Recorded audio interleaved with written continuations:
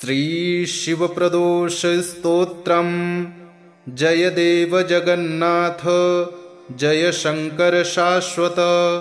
जय सर्वसुराध्यक्ष, जय सर्वसुरार्चित, जय सर्वगुणातीत, जय सर्ववरप्रद, जय नित्यनिराधार, जय विश्वंभराव्यय, जय विश्वैकवन्द्येश, जय नागेन्द्रभूषण, जय गौरीपते शंभो, जय चन्द्रार्धशेखर, जय कोट्यर्कसङ्काश, जयानन्तगुणाश्रय, जय भद्रविरूपाक्ष, जयाचिन्त्यनिरञ्जन, जय नाथ कृपासिन्धो, जय भक्तार्तिभञ्जन, जय दुस्तरसंसार सागरोत्तारणप्रभो, प्रसीद मे महादेव, संसारार्तस्य खिद्यतः, सर्वपापक्षयं कृत्वा रक्ष मां परमेश्वर, महादारिद्र्यमग्नस्य, महापापहतस्य च, महाशोकनिविष्टस्य, महारोगातुरस्य च, ऋणभारपरीतस्य, दह्यमानस्य कर्मभिः ग्रहैः प्रपीड्यमानस्य, प्रसीद मम शंकर।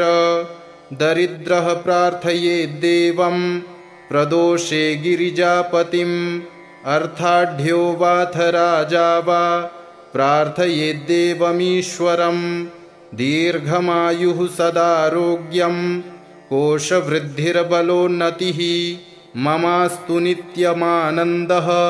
प्रसादात्तव शंकर। शत्रवः संक्षयं यान्तु, प्रसीदन्तु मम प्रजाः, नश्यन्तु दस्यवो राष्ट्रे, जनाः सन्तु निरापदः। दुर्भिक्षमारिसन्तापाः, शमं यान्तु महीतले, सर्वसस्यसमृद्धिश्च भूयात् सुखमयादिशः।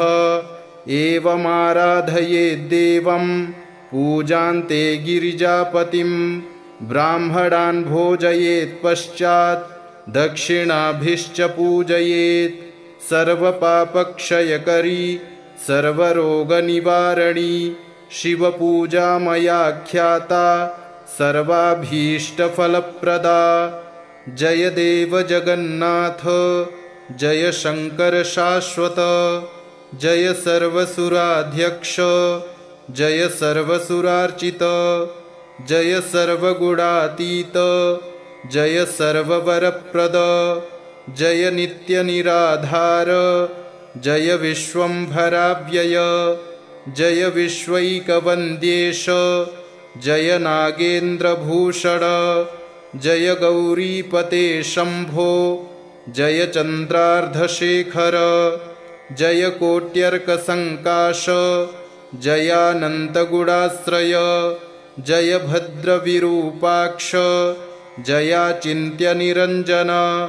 जय नाथ कृपासिन्धो, जय भक्तार्तिभञ्जन,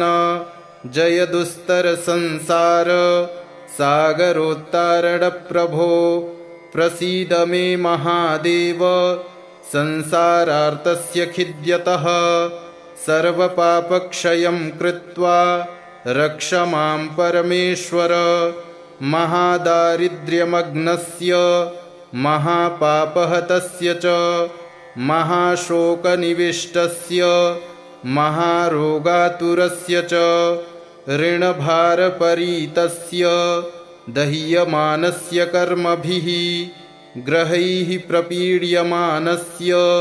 प्रसीद मम शंकर। दरिद्रः प्रार्थयेद्देवं, प्रदोषे गिरिजापतिम्, अर्थाढ्यो वाथ राजा वा, प्रार्थयेद्देवमीश्वरम्। दीर्घमायुः सदारोग्यं, कोशवृद्धिर्बलोन्नतिः, ममास्तु नित्यमानन्दः, प्रसादात्तव शंकर। शत्रवः संक्षयं यान्तु, प्रसीदन्तु मम प्रजाः, नश्यन्तु दस्यवो राष्ट्रे,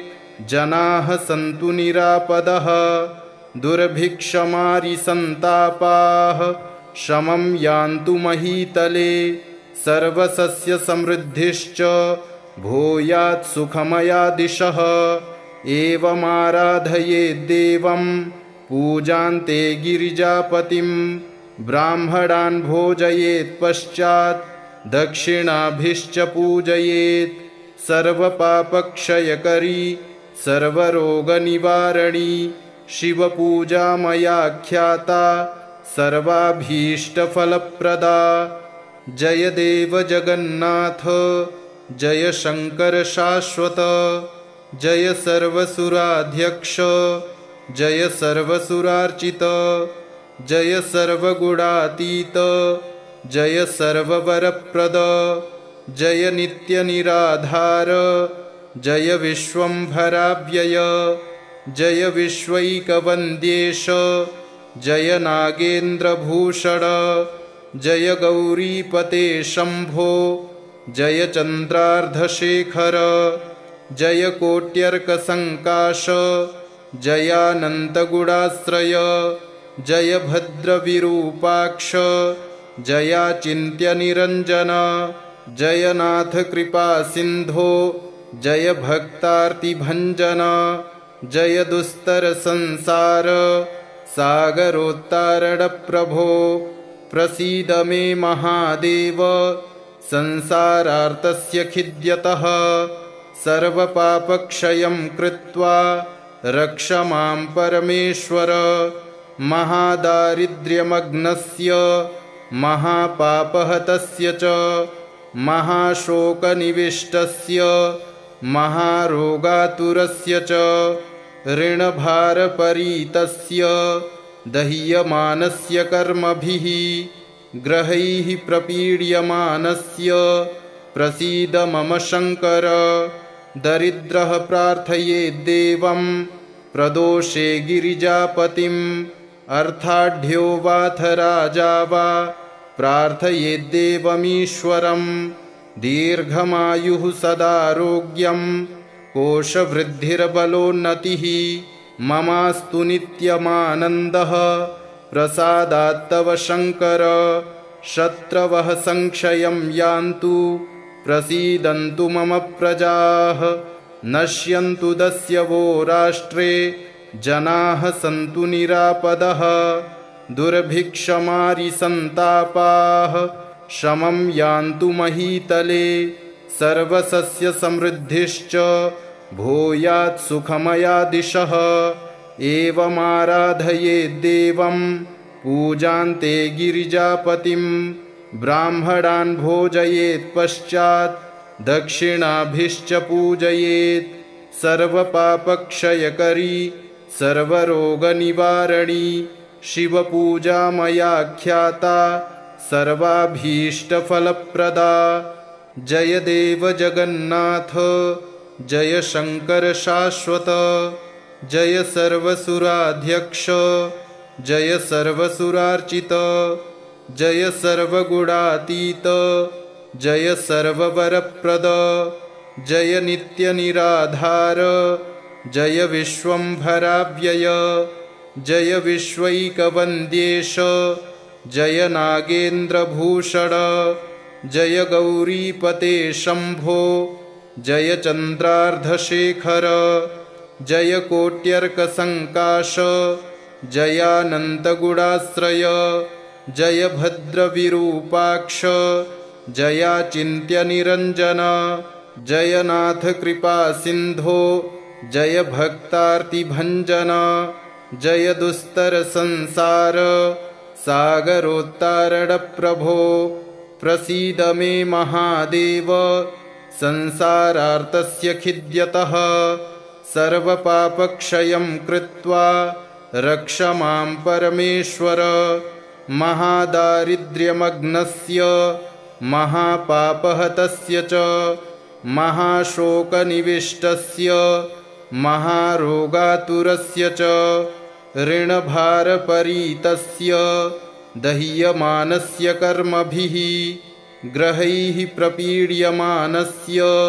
प्रसीद मम शङ्कर दरिद्रः प्रार्थयेद्देवं प्रदोषे गिरिजापतिम् अर्थाढ्यो वाथ राजा वा प्रार्थयेद्देवमीश्वरम् दीर्घमायुः सदारोग्यं कोशवृद्धिर्बलोन्नतिः ममास्तु नित्यमानन्दः प्रसादात्तव शङ्कर शत्रवः संक्षयं यान्तु प्रसीदन्तु मम प्रजाः नश्यन्तु दस्यवो राष्ट्रे जनाः सन्तु निरापदः दुर्भिक्षमारिसन्तापाः शमं यान्तु महीतले सर्वसस्यसमृद्धिश्च भूयात् सुखमया दिशः एवमाराधयेद्देवं पूजान्ते गिरिजापतिं ब्राह्मणान् भोजयेत् पश्चात्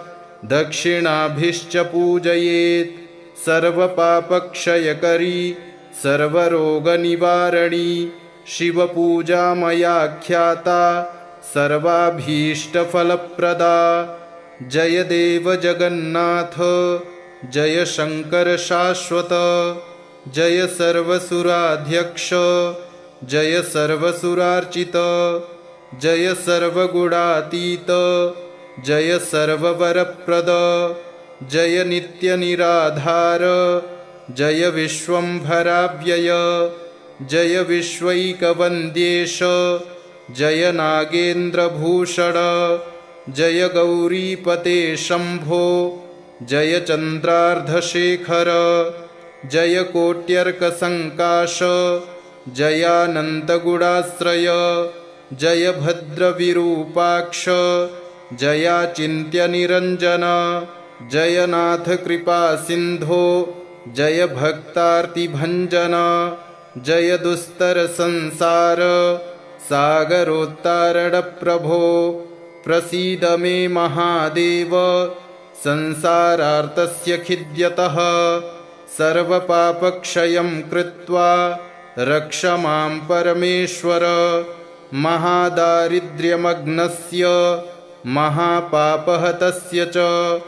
महाशोकनिविष्टस्य महारोगातुरस्य च ऋणभारपरीतस्य दह्यमानस्य कर्मभिः ग्रहैः प्रपीड्यमानस्य प्रसीद मम शङ्कर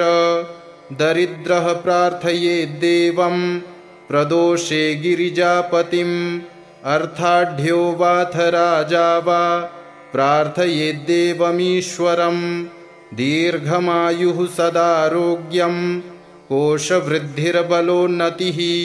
ममास्तु नित्यमानन्दः प्रसादात्तव शङ्कर शत्रवः संक्षयं यान्तु प्रसीदन्तु मम प्रजाः नश्यन्तु दस्यवो राष्ट्रे जनाः सन्तु निरापदः दुर्भिक्षमारिसन्तापाः शमं यान्तु महीतले सर्वसस्यसमृद्धिश्च भूयात् सुखमया दिशः एवमाराधयेद्देवं पूजान्ते गिरिजापतिं ब्राह्मणान् भोजयेत् पश्चात् दक्षिणाभिश्च पूजयेत् सर्वपापक्षयकरी सर्वरोगनिवारणी शिवपूजा मया ख्याता सर्वाभीष्टफलप्रदा जय देव जगन्नाथ जय शङ्कर शाश्वत जय सर्वसुराध्यक्ष जय सर्वसुरार्चित जय सर्वगुणातीत जय सर्ववरप्रद जय नित्यनिराधार जय विश्वम्भराव्यय जय विश्वैकवन्द्येश जय नागेन्द्रभूषण जय गौरीपते शम्भो जय चन्द्रार्धशेखर जय कोट्यर्कसङ्काश जयानन्तगुणाश्रय जय भद्रविरूपाक्ष जयाचिन्त्यनिरञ्जन जयनाथ कृपासिन्धो जय भक्तार्तिभञ्जन जय दुस्तरसंसार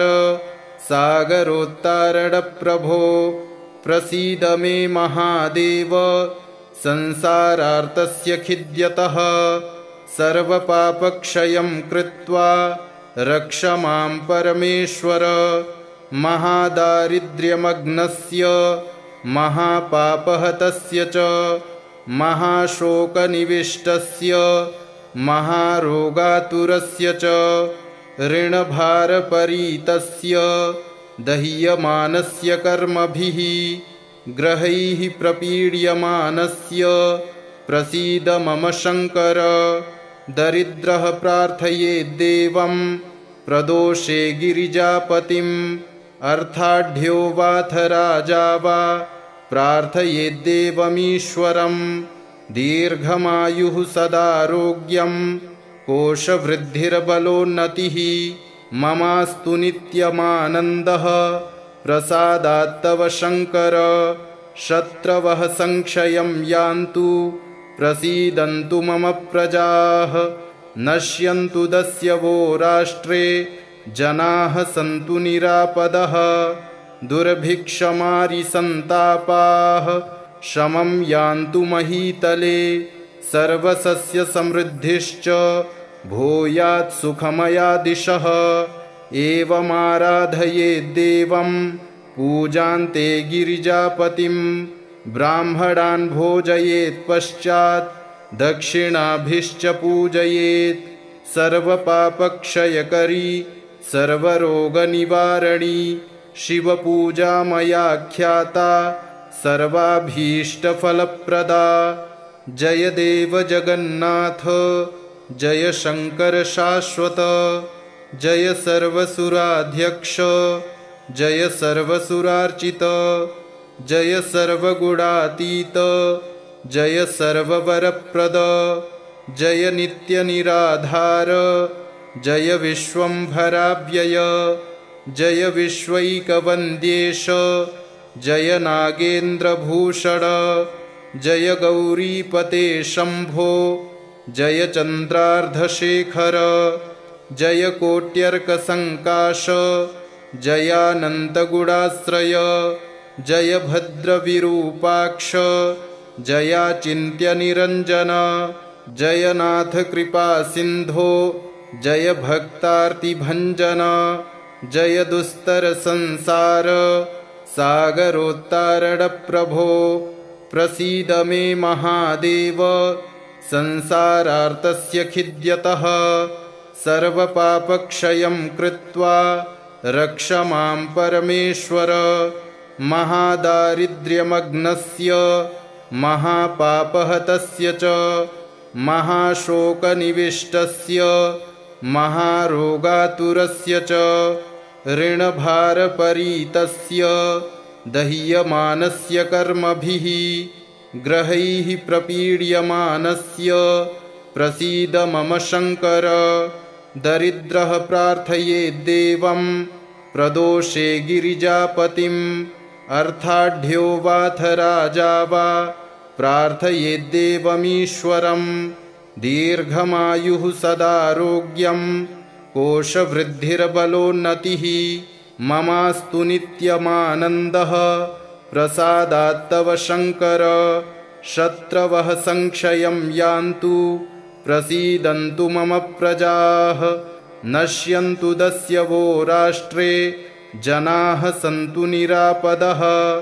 दुर्भिक्षमारिसन्तापाः शमं यान्तु महीतले सर्वसस्यसमृद्धिश्च भूयात् सुखमया दिशः एवमाराधयेद्देवं पूजान्ते गिरिजापतिं ब्राह्मणान् भोजयेत् पश्चात् दक्षिणाभिश्च पूजयेत् सर्वपापक्षयकरी सर्वरोगनिवारणी शिवपूजा मया ख्याता सर्वाभीष्टफलप्रदा जय देव जगन्नाथ जय शङ्कर शाश्वत जय सर्वसुराध्यक्ष जय सर्वसुरार्चित जय सर्वगुणातीत जय सर्ववरप्रद जय नित्यनिराधार जय विश्वम्भराव्यय जय विश्वैकवन्द्येश जय नागेन्द्रभूषण जय गौरीपते शम्भो जय चन्द्रार्धशेखर जय कोट्यर्कसङ्काश जयानन्तगुणाश्रय जय भद्रविरूपाक्ष जयाचिन्त्यनिरञ्जन जय नाथ कृपासिन्धो जय भक्तार्तिभञ्जन जय दुस्तरसंसार सागरोत्तारणप्रभो प्रसीद मे महादेव संसारार्तस्य खिद्यतः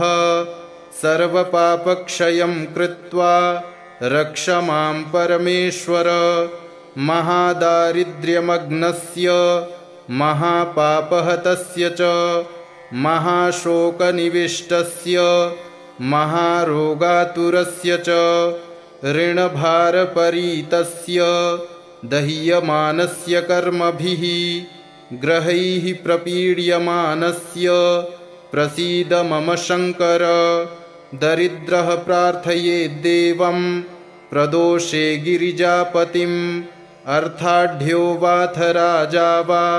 प्रार्थयेद्देवमीश्वरम् दीर्घमायुः सदारोग्यं कोशवृद्धिर्बलोन्नतिः ममास्तु नित्यमानन्दः प्रसादात्तव शङ्कर शत्रवः संक्षयं यान्तु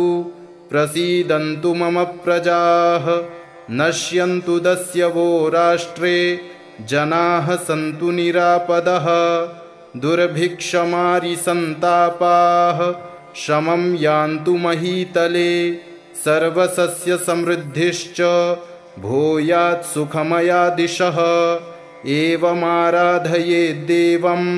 पूजान्ते गिरिजापतिं ब्राह्मणान् भोजयेत् पश्चात् दक्षिणाभिश्च पूजयेत् सर्वपापक्षयकरी सर्वरोगनिवारणी शिवपूजा मया ख्याता सर्वाभीष्टफलप्रदा जय देव जगन्नाथ जय शङ्कर शाश्वत जय सर्वसुराध्यक्ष जय सर्वसुरार्चित जय सर्वगुणातीत जय सर्ववरप्रद जय नित्यनिराधार जय विश्वम्भराव्यय जय विश्वैकवन्द्येश जय नागेन्द्रभूषण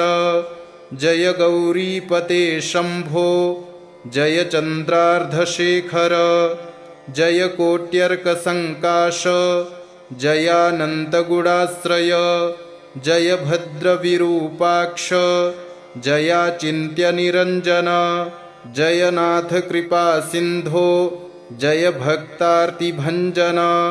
जय दुस्तरसंसार सागरोत्तारणप्रभो प्रसीद मे महादेव संसारार्तस्य खिद्यतः सर्वपापक्षयं कृत्वा रक्ष मां परमेश्वर महादारिद्र्यमग्नस्य महापापहतस्य च महाशोकनिविष्टस्य महारोगातुरस्य च ऋणभारपरीतस्य दह्यमानस्य कर्मभिः ग्रहैः प्रपीड्यमानस्य प्रसीद मम शङ्कर दरिद्रः प्रार्थयेद्देवं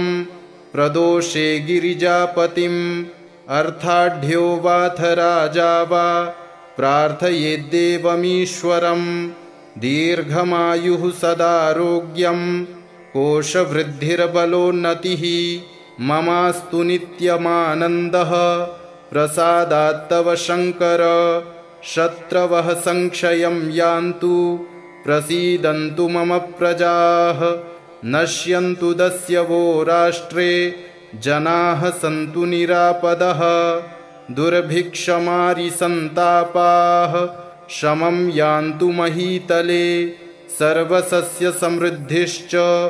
भूयात् सुखमया दिशः एवमाराधयेद्देवं पूजान्ते गिरिजापतिं ब्राह्मणान् भोजयेत् पश्चात् दक्षिणाभिश्च पूजयेत्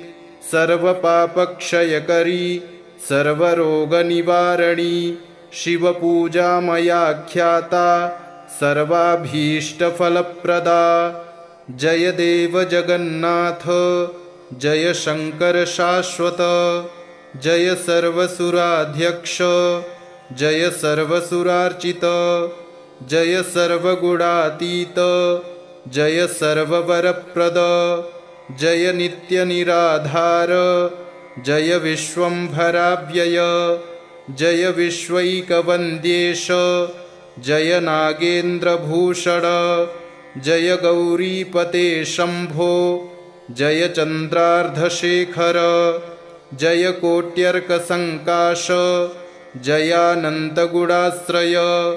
जय भद्रविरूपाक्ष जयाचिन्त्यनिरञ्जन, जय नाथ कृपासिन्धो जय भक्तार्तिभञ्जन, जय दुस्तरसंसार सागरोत्तारणप्रभो, प्रसीद मे महादेव संसारार्तस्य खिद्यतः, सर्वपापक्षयं कृत्वा रक्ष मां परमेश्वर, महादारिद्र्यमग्नस्य महापापहतस्य च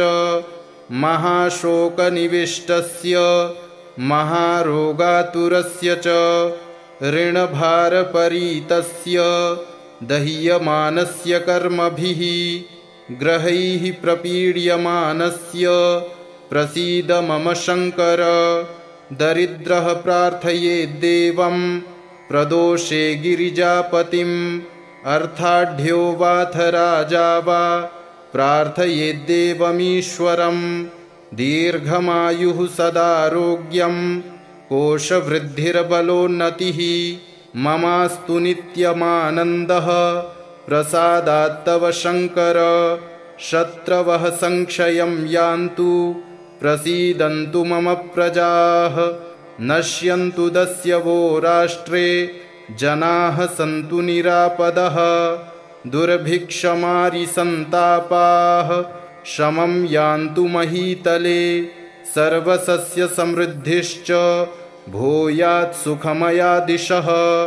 एवमाराधयेद्देवं पूजान्ते गिरिजापतिं, ब्राह्मणान् भोजयेत् पश्चात् दक्षिणाभिश्च पूजयेत्, सर्वपापक्षयकरी सर्वरोगनिवारणी शिवपूजा मया ख्याता सर्वाभीष्टफलप्रदा। जय देव जगन्नाथ जय शंकर शाश्वत, जय सर्वसुराध्यक्ष जय सर्वसुरार्चित, जय सर्वगुणातीत जय सर्ववरप्रद, जय नित्यनिराधार जय विश्वंभराव्यय, जय विश्वैकवन्द्येश जय नागेन्द्रभूषण, जय गौरीपते शंभो जय चन्द्रार्धशेखर, जय कोट्यर्कसङ्काश जयानन्तगुणाश्रय, जय भद्रविरूपाक्ष जयाचिन्त्यनिरञ्जन, जय नाथ कृपासिन्धो जय भक्तार्तिभञ्जन, जय दुस्तरसंसार सागरोत्तारणप्रभो, प्रसीद मे महादेव संसारार्तस्य खिद्यतः, सर्वपापक्षयं कृत्वा रक्ष मां परमेश्वर, महादारिद्र्यमग्नस्य महापापहतस्य च महाशोकनिविष्टस्य महारोगातुरस्य च ऋणभारपरीतस्य दह्यमानस्य कर्मभिः ग्रहैः प्रपीड्यमानस्य प्रसीद मम शंकर, दरिद्रः प्रार्थयेद्देवं प्रदोषे गिरिजापतिम्, अर्थाढ्यो वाथ राजा वा प्रार्थयेद्देवमीश्वरम्, दीर्घमायुः सदारोग्यं कोशवृद्धिर्बलोन्नतिः, ममास्तु नित्यमानन्दः प्रसादात्तव शंकर, शत्रवः संक्षयं यान्तु प्रसीदन्तु मम प्रजाः नश्यन्तु दस्यवो राष्ट्रे जनाः सन्तु निरापदः दुर्भिक्षमारिसन्तापाः शमं यान्तु महीतले सर्वसस्यसमृद्धिश्च भूयात् सुखमया दिशः एवमाराधयेद्देवं पूजान्ते गिरिजापतिं ब्राह्मणान् भोजयेत् पश्चात् दक्षिणाभिश्च पूजयेत् सर्वपापक्षयकरी सर्वरोगनिवारणी शिवपूजा मया ख्याता सर्वाभीष्टफलप्रदा। इति श्रीशिवप्रदोषस्तोत्रम् सम्पूर्णम्।